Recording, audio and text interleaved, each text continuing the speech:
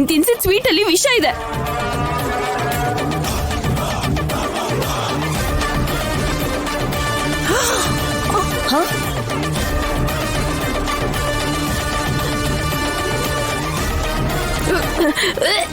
ಅಮ್ಮ ರಾಜಿ, ನಾವ್ ತಂದ್ಕೊಟ್ ಸ್ವೀಟ್ ನಲ್ಲಿ ವಿಷ ಇದೆ ಅಂತಿದ್ದಾಳಲ್ಲ. ನಾನ್ ಹೇಳ್ತೀನಮ್ಮ.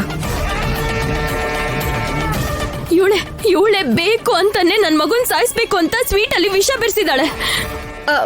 ಇರು, ಅಷ್ಟು ಓವರ್ ಆಕ್ಟಿಂಗ್ ಯಾಕೆ ಮಾಡ್ತಿದ್ಯಾ? ಈಗ ಅದ್ರಲ್ಲಿ ವಿಷ ಇದೆ ಅಂತ ನಿನಗ್ ಮುಂಚೆನೆ ಗೊತ್ತಿದ್ರೆ ನಾನ್ ತಿನ್ನಿಸ್ದಾಗ ನೀನ್ ಯಾಕೆ ತಿಂದೆ?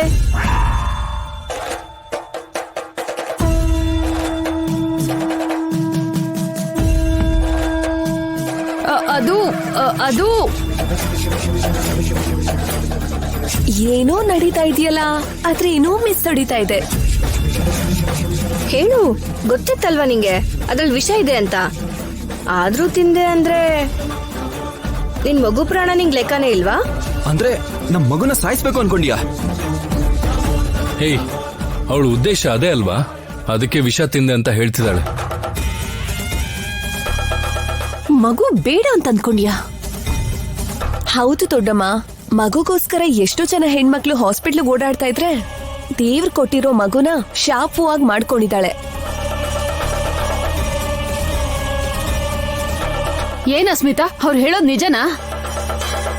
ಏನಾದ್ರೂ ಸಮಸ್ಯೆ ಇದ್ರೆ ನೀನ್ ಸೊಸೆ ಬಾಯ್ ಬಿಟ್ಟು ಎಲ್ರ ಜೊತೆನೂ ಹೇಳ್ಕೋಬೇಕಾಗಿತ್ತು. ಅದನ್ ಬಿಟ್ಟು ಸುಮ್ಮನಿದ್ದಾಳೆ ಅಂದ್ರೆ ಅರ್ಥ ಆಗ್ತಾ ಇಲ್ವಾ? ನೀನ್ ಯಾವತ್ತೂ ಬದ್ಲಾಗಲ್ಲ ಅಶ್ಮಿತಾ.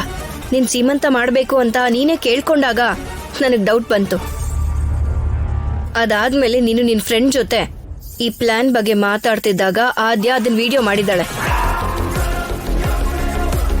ತಕ್ಷಣ ನಾನ್ ಹೋಗಿ ನಿಮ್ಮ ಅಪ್ಪನ ಭೇಟಿ ಮಾಡಿದೆ.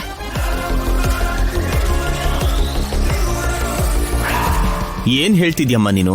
ಹೌದು ಸರ್, ನೀವೆಷ್ಟೋ ಕಷ್ಟಪಟ್ಟು ನಿಮ್ ಮಗಳನ್ನ ಬೇಲ್ ಮೇಲೆ ಆಚೆ ಕರ್ಕೊಂಡ್ ಬಂದಿದ್ದೀರಾ ಅಂತ ಅನ್ಕೊಂಡಿದ್ದೀರಾ ಅಲ್ವಾ? ಅವಳು ಸೀಮಂತ ಮಾಡ್ಸಿ ಅಂತ ಕೇಳ್ದಾಗ್ಲೆ ನನ್ ಮಗಳಲ್ಲಿ ಬದಲಾವಣೆ ಕಾಣ್ತಿದೆ, ಅವಳು ಬದಲಾಗಿದ್ದಾಳೆ ಅಂತ ಅನ್ಕೊಂಡ್ರಿ. ಅವಳು ಇನ್ನೂ ಬದಲಾಗೇ ಇಲ್ಲ. ಒಂದ್ ನಿಮಿಷ ಇರಿ. ಅಳ್ಳಿಲ್ಲ, ಕೊರಗ್ಲಿಲ್ಲ. ಸರಿ, ಇದೆರಡರಲ್ಲಿ ಒಂದ್ ಬೆರಳು ಮುಟ್ಟು. ಏನು, 2 ಬೆರಳು ಅಂದ್ಬಿಟ್ಟು ಒಂದೇ ಬೆರಳು ತೋರಿಸ್ತಿದ್ದೀನಿ ಅಂತ ನೋಡ್ತಿದ್ಯಾ? ನಿನ್ ಮುಂದೆ ಒಂದೇ ಆಪ್ಷನ್ ಇರೋದು. ಆಸ್ತಿ ಬೇಕು ಅಂದ್ರೆ ಮಗುನ ಉಳಿಸ್ಕೊಳ್ಳೇಬೇಕು.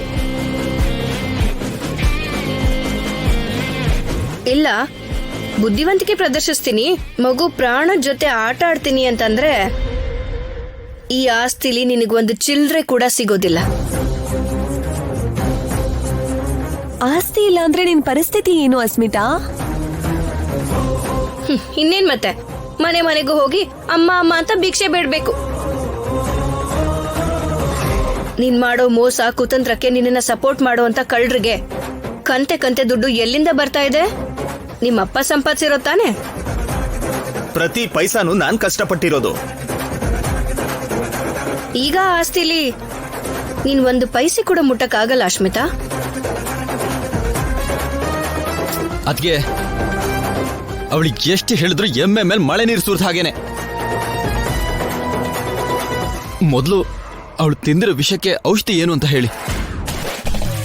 ಒಳಗಿರೋ ಮಗು ಹೇಗಿದೆಯೋ ಏನೋ ಅಂತ ಭಯ ಆಗ್ತಾ ಇದೆ. ಅಯ್ಯೋ, ಚಿಂತೆ ಮಾಡ್ಬೇಡ ಪ್ರಶಾಂತ್. ಅವಳು ತಿಂದಿರೋ ಸ್ವೀಟ್ ಅಲ್ಲಿ ಪಾಯ್ಸನ್ ಏನಿಲ್ಲ. ಅವಳು ಸಾಯಿಸ್ಬೇಕು ಅಂತ ನೋಡಿದ್ರು ನೀವು ದೇವತೆ ತರ ಕಾಪಾಡಿದ್ರಿ ಅದಕ್ಕೆ. ಅಯ್ಯೋ ಪ್ರಶಾಂತ್, ಏನ್ ಮಾಡ್ತಿದ್ಯಾ ನೀನು? ನಿಜವಾಗ್ಲೂ ಅದಕ್ಕೆ ದೇವತೆ ಅಣ್ಣ. ಅದಕ್ಕೆ ಇವತ್ ನೀವೇನಾದ್ರೂ ಇಲ್ದೆ ಹೋಗಿದ್ರೆ ನನ್ ಮಗು ನನಗ್ ಸಿಗ್ತಾನೆ ಇರ್ಲಿಲ್ಲ. ಯಾರಿಗ್ ಬೇಕದ್ಕೆ ಈ ಆಸ್ತಿ ಅಲ್ಲ? ನಾವ್ ಹೆತ್ತ ಮಕ್ಕಳಿಗಿಂತ ದೊಡ್ಡದ ಈ ಆಸ್ತಿ?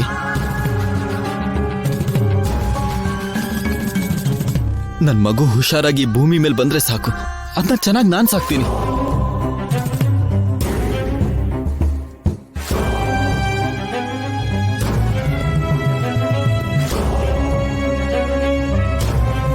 ಅಮರಾಜಿ, ಇಷ್ಟು ದಿವಸ ನಿನ್ನ ನೋಡ್ತಾ ಇದ್ರೆ ನಂಗೆ ತುಂಬಾ ಸಂತೋಷ ಅನಿಸ್ತಿತ್ತಮ್ಮ. ಆದ್ರೆ ಈಗ ಹೆಮ್ಮೆ ಅನಿಸ್ತಾ ಇದೆ. ಈಗ್ಲಾದ್ರೂ ಬುದ್ಧಿ ಬಂತ? ಸೇಡು ಸೇಡು ಅಂತ ರಾಜಲಕ್ಷ್ಮಿ ಹಿಂದೆ ಬಿದ್ದೆ. ಹೇಗೋ ರಾಜಲಕ್ಷ್ಮಿಗೆ ಒಳ್ಳೆ ಮನ್ಸಿರೋದ್ರಿಂದ ನಾಶ ಆಗ್ತಿರೋ ನಿನ್ನ, ನೀನ್ ಬೇಡ ಅಂತಿರೋ ನಿನ್ ಮಗುನ ಇಬ್ಬರನ್ನು ಕಾಪಾಡಿದಾಳೆ. ರಾಜಲಕ್ಷ್ಮಿ ಒಳ್ಳೆ ಮನ್ಸನ್ನ ಅರ್ಥ ಮಾಡ್ಕೋ ಅಸ್ಮಿತಾ.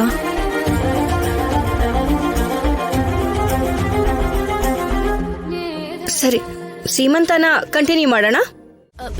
ಏನ್ ಹೇಳ್ತಿದ್ಯೆ? ಈ ಒಡವೆ ನಾನು ಹಾಕೊಂಡಿರೋದ್ ನೋಡಿದ್ರೆ ಜನ ಎಲ್ಲ ನಾಯಿ ಗುಡ್ದಾಗ ಹೊಡಿತಾರೆ. ಅಲ್ವಾ? ಅದೇ ಜನರ ಕೈಯಲ್ಲಿ ಜಾನ್ಕಿ ದೊಡ್ಡಮ್ಮನಿಗೆ ಹೊಡೆಸ್ಬೇಕು ಅಂತ ಇದ್ದೀನಿ.